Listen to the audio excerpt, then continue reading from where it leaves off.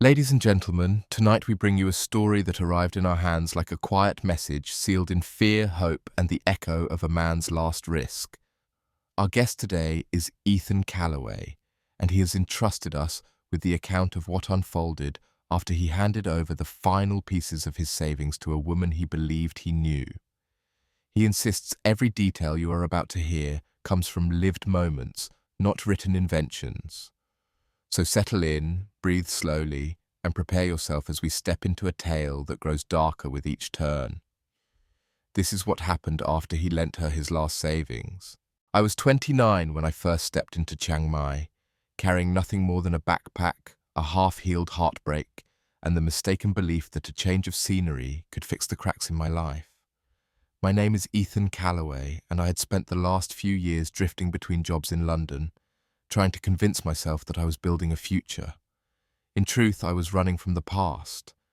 Thailand seemed like a temporary escape, a place where no one knew me well enough to ask the questions I had no answers for. Chiang Mai greeted me with warm air and the scent of street food drifting through the old town. Lanterns hung from shop roofs, and the sound of motorcycles echoed down narrow streets. I remember thinking that this city felt like a dream suspended between ancient temples and restless modern energy. I checked into a small guest house, dropped my backpack, and stepped outside for a walk with no destination. Looking back now, that aimless decision became the first step toward everything that followed. The night market was alive with colours. Tourists drifted between stalls, bartering for handcrafted jewellery and spices. I stopped at a small stand where a young woman was arranging silver bracelets on a velvet cloth. Her hands moved with a calm precision that caught my eye before her face did. When she finally looked up, I forgot why I had stopped. Her name, I would learn later, was Lila. She spoke softly, her English decorated with a gentle Thai accent. There was something about the way she watched people, as if she understood more than she said. She asked where I was from and why I had come to Chiang Mai. I told her the easiest version of the truth, that I was travelling, that I needed a break. She smiled with a kind of understanding I had not expected from a stranger. I stayed at her stall longer than I intended. We talked about the city, about the hidden temples tourists rarely found, and the quiet places near the river where the locals gathered at sunset. There was no rush in her voice. Every word felt deliberate. I bought a bracelet I didn't need simply because it gave me a reason to linger. The next evening I returned to the market. I told myself it was coincidence, but the moment I saw her smile, I knew I had come back for her. She teased me lightly, asking if I had lost another bracelet. I told her I had just wanted to say hello. She seemed pleased by that, though she hid it behind a polite laugh. Days turned into a pattern. I explored the city in the mornings, then found myself near her stall each night. She introduced me to street food vendors and quiet tea shops. She showed me the temple where she prayed for her family. Every moment felt strangely intimate for two people who still knew almost nothing about each other. One evening, she closed her stall early and asked if I wanted to walk with her. We wandered through the quieter streets where lanterns cast pools of golden light on the pavement. She spoke about her childhood in a small village outside Chiang Mai, about her mother who was ill, and her younger brother who dreamed of studying abroad. I listened, caught between her words and the soft cadence of her voice. There was no dramatic moment, no lightning strike of romance. It was more subtle, a gradual pull, the kind you only recognize once you are already too close. I trusted her without understanding why. I let myself believe that our paths had crossed for a reason, that maybe Chiang Mai had given me more than an escape. Looking back now, the signs were there, the guarded pauses in her stories, the way she looked away when I asked about her everyday life. But in that moment, under the lantern glow, I saw only what I wanted to see. A connection that felt honest, a woman who seemed sincere, a city that felt like a second chance. If I had known then how quickly everything would unravel, how deeply her presence would pull me into a truth I was not prepared to face, I might have walked away. But I didn't. I walked beside her instead, unaware that this quiet beginning would lead to the moment when I placed my last savings in her hands, believing it was an act of trust. That night in Chiang Mai, I felt hopeful for the first time in years. I had no idea that hope was the first step toward the most painful lesson of my life.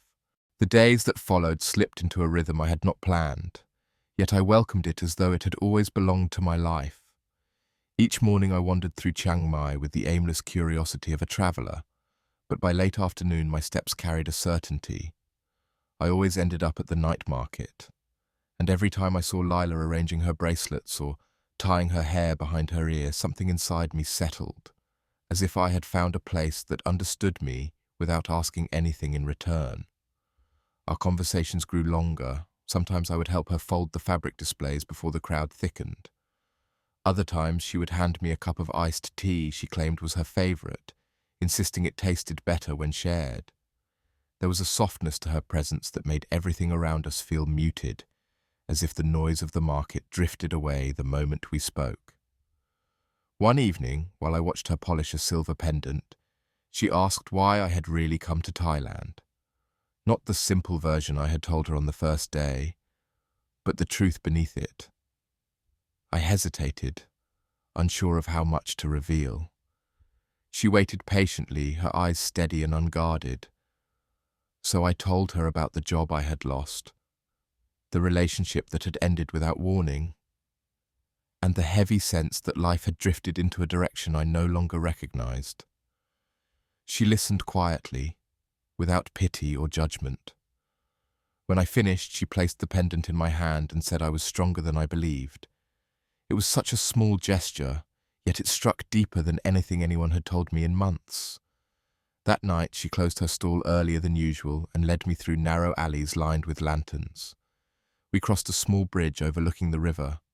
The water shimmered with reflections of distant lights. She told me she liked this place because it helped her forget the pressure she carried. When I asked what she meant, she brushed it off with a gentle laugh and said everyone had their burdens.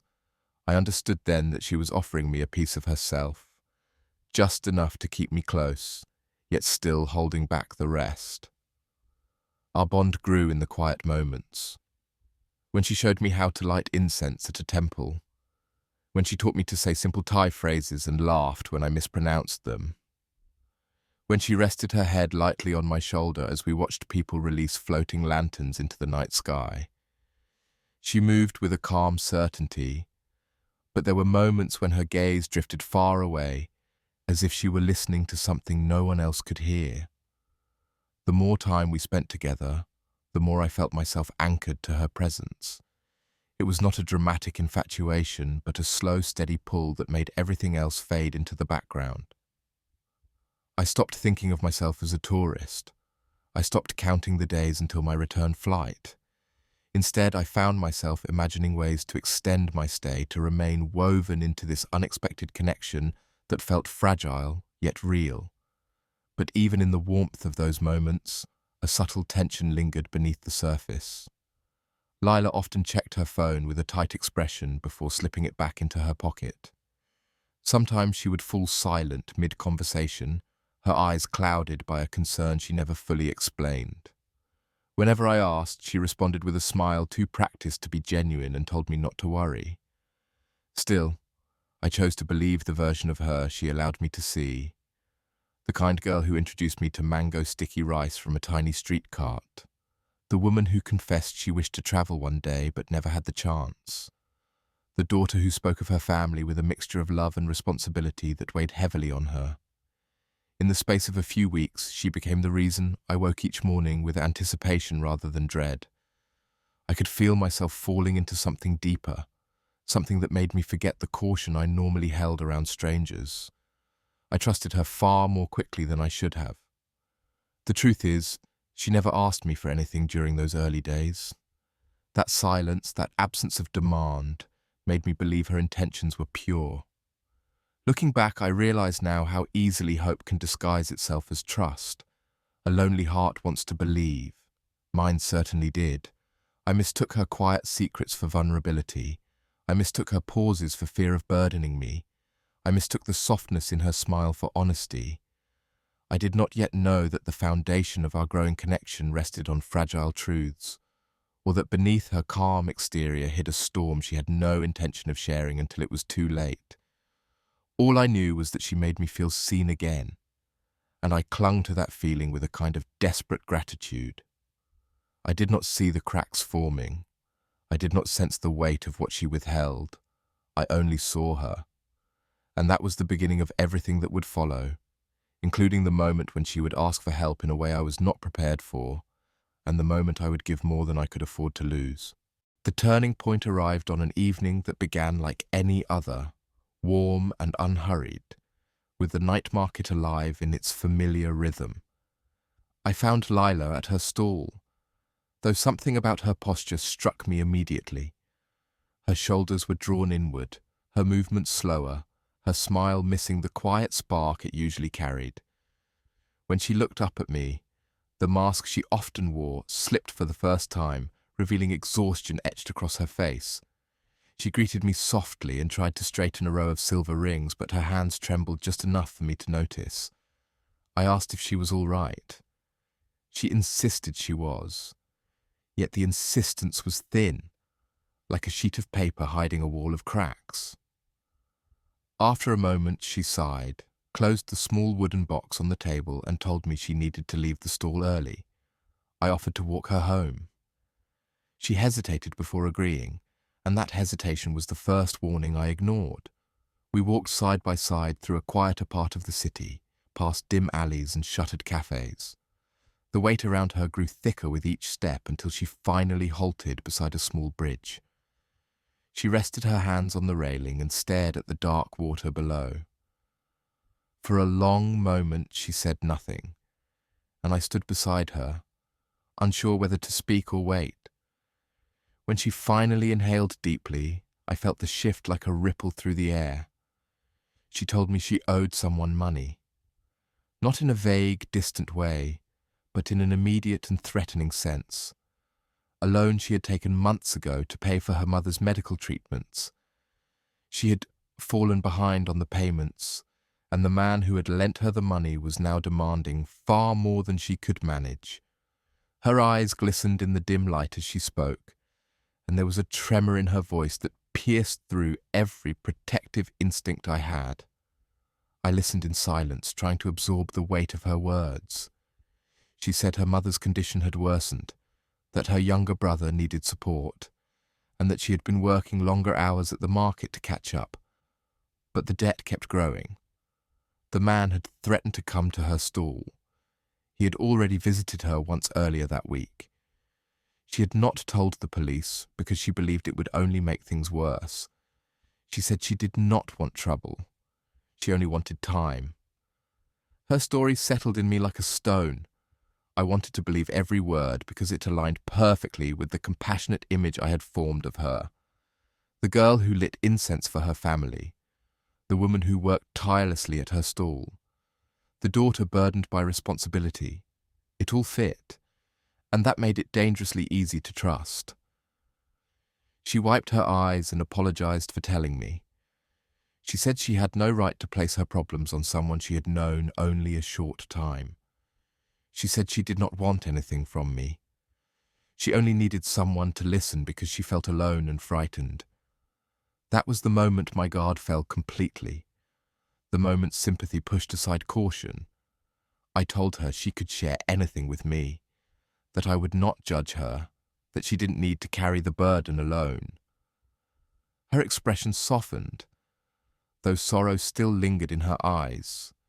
She said she did not know what to do. She had to pay the debt within a few days, or she feared the man would show up again. She feared he might take something from her, or worse, hurt someone she cared about. In that quiet moment on the bridge, her vulnerability felt absolute.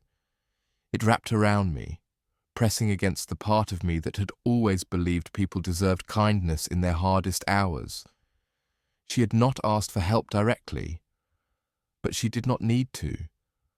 I could hear the unspoken plea in the cracks of her voice. I reached for her hand and she let me hold it. Her fingers were cold despite the warm night air. She looked at me with an expression that mixed fear, hope, and something I mistook for trust. I told her she would not face this alone. She whispered my name as if it were a lifeline. By the time I walked her home, I had already convinced myself that helping her was the only decent choice. It felt noble in a way, as if fate had placed me there to lift her from something she could not escape on her own. I ignored the quiet doubts that tugged at the edges of my mind. I ignored the questions I had not asked. I ignored the fact that the story she told me had arrived wrapped in emotions so raw that logic barely had room to breathe. I only saw a woman in distress, a woman I cared about, a woman who seemed too gentle to face the threat she described. That night, as I lay in my guest house staring at the ceiling, her words replayed in my mind. The fear in her eyes, the tremor in her voice, the guilt she felt for burdening me. All of it pulled me closer to a decision that would change everything. I did not know it yet, but her confession was the doorway, and once I stepped through it, there would be no turning back. The next morning I woke with a restless urgency, the kind that sits heavy on your chest before your mind even forms a clear thought. Lila's confession replayed in fragments. Her trembling hands, her quiet apology, the fear she tried to hide behind a hopeful smile. I paced the small room of my guest house, torn between doubt and instinct, but every uncertain step led me back to the same conclusion. She needed help, and I wanted to be the person who gave it. I found her at the market earlier than usual. She was arranging her jewelry with a deliberate calm that looked forced. When she saw me, her expression softened, but worry still lingered beneath the surface. She asked if I had slept well. I lied and told her I had. She lied too by pretending her night had been ordinary, but her tense posture betrayed her. We exchanged a few gentle words before I finally asked how much she owed. She hesitated, glancing away as if afraid the number itself might frighten me. When she told me, it was not a small amount, but not impossible either. The sum sat uncomfortably close to my remaining travel money. In truth, it nearly matched what I had left, months of savings reduced to a choice I had never expected to face. I remember the exact moment she whispered the number. I remember the silence that followed, thick enough to press against my ribs. I remember her saying she did not want me to misunderstand, that she was not asking, that she knew it was too much. Her voice shook. She said she would find a way on her own. She said she did not want to drag me into her problems. That was what broke through my hesitation. The idea that she would shoulder the burden alone. The idea that she already felt guilty for something she had not asked of me. I reached for her hand and told her I wanted to help. She looked at me with wide eyes, almost startled. For a moment I saw gratitude, fear, and disbelief all mingled together. She told me I did not have to. I told her I already had the answer. She protested gently, but her voice betrayed the relief she could not hide. She led me to a quiet corner behind the stalls where no one could overhear. She explained the situation again, slower this time, as if giving me a chance to reconsider. She said the lender was growing impatient, that he wanted the payment by the end of the week, that she feared he would come to her home if she could not deliver. Her words tightened the knot in my throat. The decision no longer felt like a choice. It felt like responsibility. I checked my bank app twice, hoping the numbers had magically grown overnight. They had not. What remained was everything I had saved to support myself while traveling. If I gave it away, I would have barely enough for food and a cheap room. The thought frightened me, but the image of her frightened eyes frightened me more. We walked together to a small money transfer office near the edge of the market. The clerk barely looked up as I filled out the forms. Lila stood beside me, quiet and tense, her fingers nervously brushing against her arm. When the clerk asked me to confirm the amount, I hesitated for the briefest second, just long enough to feel the weight of my own uncertainty. Then I nodded. The transfer went through. My account balance dropped to a number that made my stomach twist. But when I looked at Lila, I saw tears welling in her eyes. She pressed her hands together and thanked me in a whisper that shook with emotion. She said she would never forget what I had done for her. She said I had saved her family. She said she did not know how to repay me. I told her she did not need to repay me. All I wanted was to see her safe, free from whatever threat had been haunting her. She threw her arms around me, holding me tightly in a way that felt both comforting and haunting. Her breath trembled against my shoulder. For a moment, I felt like a hero. For a moment, it seemed worth the sacrifice. Later, we sat by the river, watching the lights shimmer across the water. Lila rested her head on my arm, speaking softly about her mother, her brother, her dreams for their future. I listened with a warmth swelling inside me, trying to ignore the cold anxiety gathering beneath it. I told myself the uncertainty would pass, that I had done something meaningful, that I had made the right choice. Yet a subtle shift hung in the air, a thin tension I could not identify. Lila seemed both relieved and distant, as if her mind were drifting somewhere far from where we sat. When I asked if she was all right, she gave me a smile, but it was weaker than the ones she had offered before. I walked her home that night. She thanked me again, pressing her hand to mine. I watched her disappear behind the gate of her building, unaware that this would be the last moment I'd see her with such clarity, unaware of how quickly silence would replace her presence, unaware that the trust I believed was shared had been built on foundations I was never meant to see. I went back to my room with a strange mix of pride and unease. I told myself everything was fine. I had no idea that the unraveling had already begun. The morning after I transferred the money, I woke with an uneasy sense of expectation.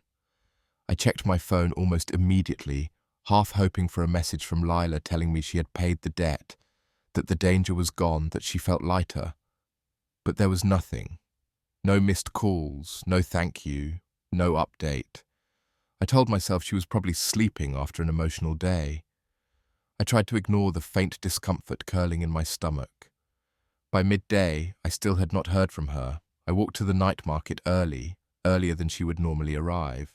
Her stall was empty, the velvet cloth folded neatly but unattended. I waited nearby, leaning against a post, pretending to look at passing tourists while glancing over my shoulder every few seconds. As the sun began to set behind the rooftops, vendors opened their stands, lights flickered on, and the familiar hum of the market returned. Lila's stall remained empty. I asked the woman selling silk scarves 2 stalls down if she had seen Lila. She shook her head without much interest. Another vendor said she had not come by that afternoon. No one seemed concerned. To them, she was simply absent. To me, she was a growing ache in the pit of my chest. I checked my messages again. Still nothing. That night I wandered through the streets, trying to convince myself there was a reasonable explanation. Maybe she was home with her family. Maybe she had needed time to recover from the fear she had carried. Maybe she was embarrassed about accepting my help. But the longer I walked, the more hollow those explanations felt. By the next morning, my unease had hardened into worry. I returned to the market, this time later in the day, hoping to find her setting up her stall. The same empty table greeted me. The velvet cloth was still folded, untouched. The absence felt louder than any sound around me. I messaged her again, a simple question asking if she was all right. An hour passed, then 2. By evening I sent another message, a softer one. No reply. When I finally called her, the phone rang once and then went silent, as if someone had pressed decline. That was the moment my worry turned into dread. I walked to the small apartment building she had led me to on previous nights. The narrow street was quiet, the lights dim. I approached the gate and waited, hoping she would appear. Eventually, I approached the security guard sitting near the entrance. His English was limited, but he understood enough to tell me he had not seen her that day. He shrugged, uninterested in my concern. I returned to my room that night with my thoughts spinning. Had something happened to her? Had the lender found her? Had she been forced to leave? Every possibility felt worse than the last. It was on the 3rd day of silence that a different fear emerged. a quieter, more unsettling one, a fear that whispered questions I did not want to ask, questions that threatened to crumble the trust I had built around her. Why would she disappear right after receiving the money? Why would she avoid my calls? Why would she stay away from the market where she earned her living? I wrestled with those thoughts, pushing them away each time they surfaced. I felt guilty for doubting her. I reminded myself of her trembling voice, her fear, her tears. I reminded myself that people under stress sometimes withdraw, that she might be overwhelmed, that she might be protecting herself. But the silence continued, a silence so complete it felt deliberate. On the fourth evening, something inside me shifted.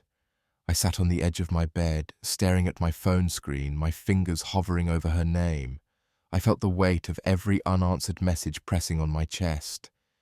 It was not just absence now, it was avoidance.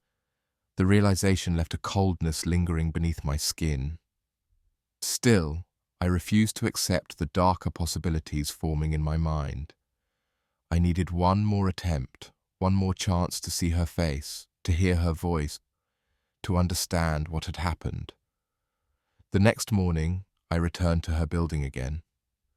The security guard recognized me and waved me off before I even spoke. His gesture felt like a small, stinging rejection, like he had seen this pattern before. As I stood on that street, sweating under the midday heat, reality began to seep in through the cracks of my hope. Not fully, not enough to shatter everything, but enough to make me understand that something was deeply wrong.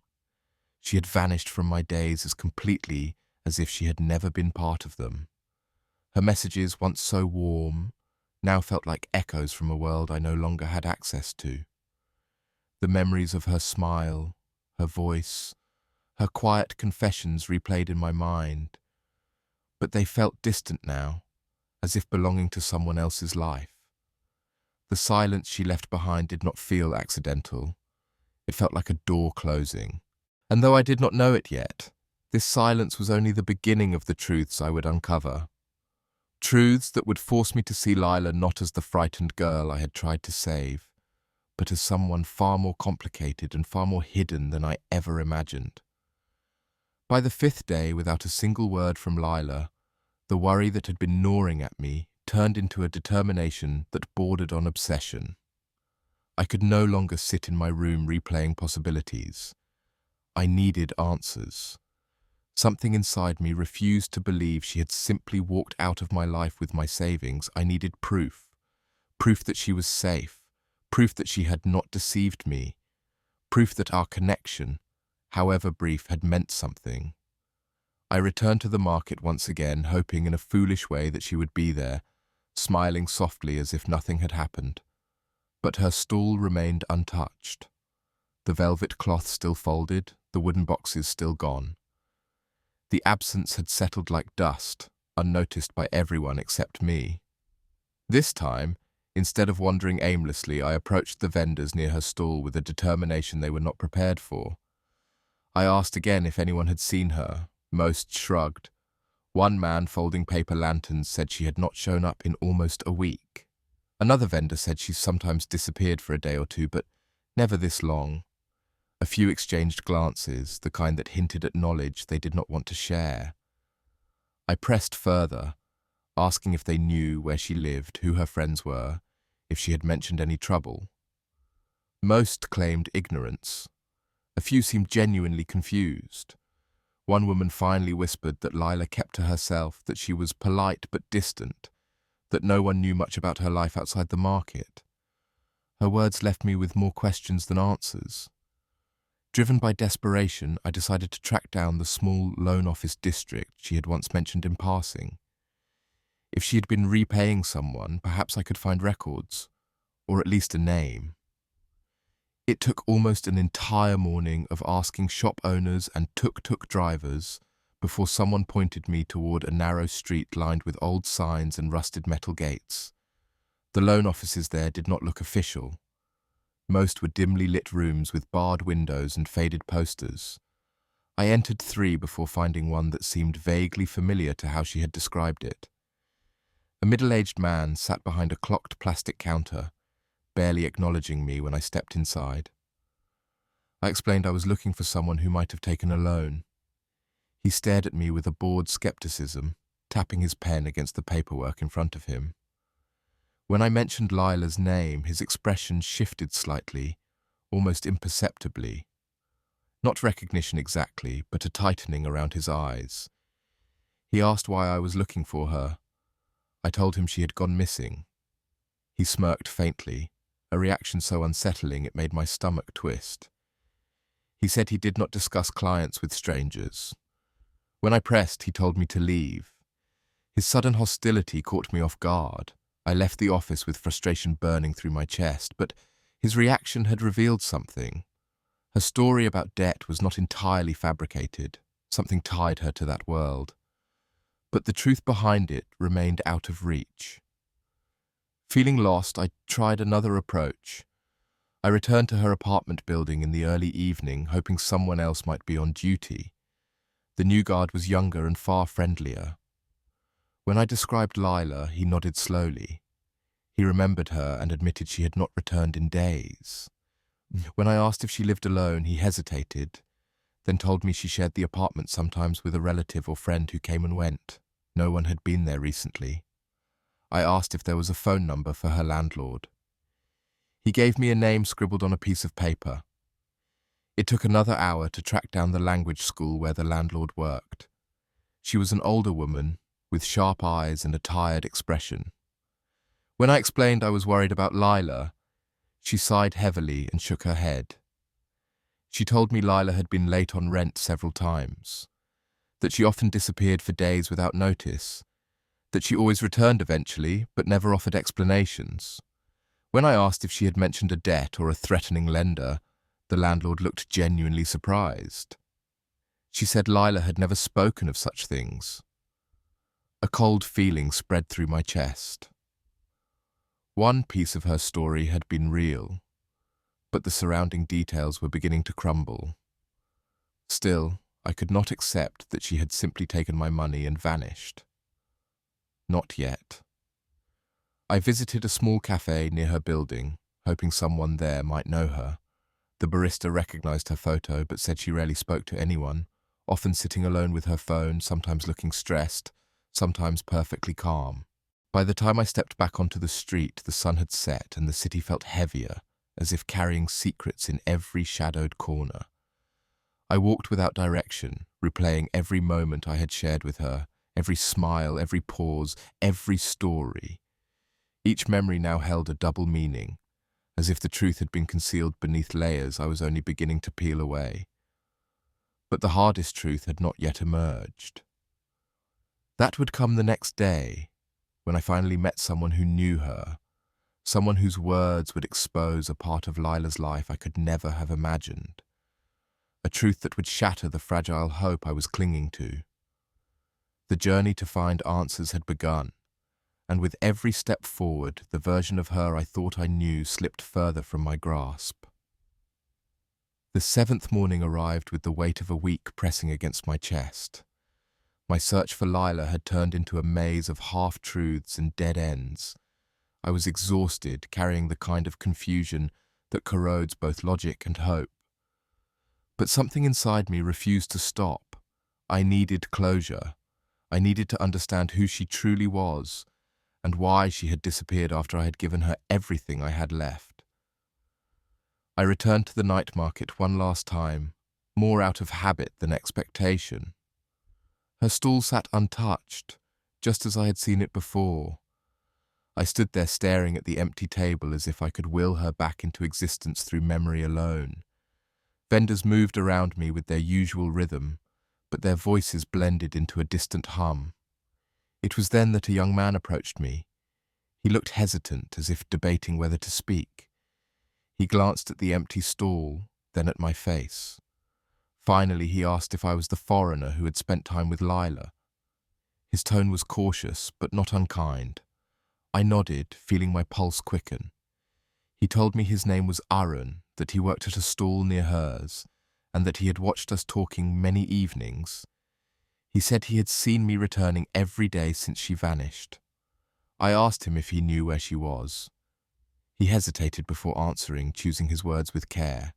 He said he did not know exactly where she had gone, but he knew enough to understand why I was searching for her. He motioned for me to follow him to a quieter corner of the market. There, away from the noise, he told me the truth I had never imagined.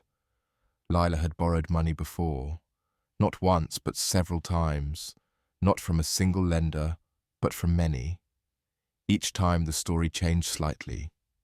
A sick mother, a brother's school fees, a job she lost, a crisis she could not escape. Aaron said she was not a bad person, at least not in the way people often judged, but she lived in a world shaped by desperation, by debts she could never repay, by survival choices that blurred moral boundaries. He said she had a history of forming close connections with tourists, not romantic attachments exactly, but emotional ones. She never intended to harm them, but she knew how to present herself in a way that inspired sympathy. She had mastered the art of sharing just enough truth to make the rest believable. I stood in silence, trying to process his words. My mind rebelled against them. The memories I held of her felt too warm, too sincere, too real. But as Aaron spoke, pieces began to fall into place. The unfinished stories, the quiet pauses, the sudden shifts in her eyes, the details she never explained, the moments that had felt too perfectly timed. I asked Aaron if she had tricked many people. He nodded slowly, then told me something that shattered the last standing piece of my denial. She had disappeared like this before. Not frequently, but enough for the vendors to recognize the pattern. She would vanish for weeks or months, sometimes returning, sometimes not. When debts piled up or personal troubles grew too heavy, she simply left. Sometimes alone, sometimes with someone she trusted briefly. Then he said something that struck deeper than all the rest. She never stayed long enough for anyone to truly know her. Not because she wished to deceive, but because she did not know how to belong. She lived in the space between survival and escape, drifting through connections like passing shadows. For a long moment I could not speak. My chest felt hollow, my breath uneven. I wanted to be angry. I wanted to feel betrayed. But beneath the storm inside me, another feeling surfaced. A quiet sadness. Not just for myself, but for her, for the life she lived, for the patterns she was trapped in, for the burden she carried alone. I asked Aaron one final question, if she would ever come back. He shrugged gently, saying no one ever knew. Sometimes she returned with a new story, sometimes she disappeared for good. It depended on where her choices carried her next. I thanked him and walked away from the market, each step feeling heavier than the last. The truth settled over me slowly, like a curtain falling. I had given her my trust. I had given her my last savings, and she had taken them not out of malice, but out of a desperation that ran deeper than anything I had understood. She had left me with silence, not cruelty. As I reached the river, I stood at the railing and watched the reflections shiver across the water. I thought about the nights we spent there, her head resting gently against my shoulder, her voice weaving stories that felt like glimpses of a life she wished she had. I realized then that some parts of her had been real. The warmth, the gentleness, the quiet longing. But those truths had lived beside shadows I never saw. I had been a moment in her escape, a chapter in a life full of unfinished endings. When I finally walked away from the river, I carried a strange mix of loss and clarity, the money I could earn again, the trust I could rebuild. But the lesson she left behind would stay with me far longer, a lesson about empathy, about vulnerability, about how easily hope can blind you to the details you do not want to see. Lila was gone. Her truth remained.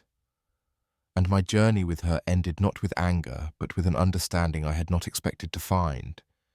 It was the final revelation that broke the illusion, and in doing so freed me from it.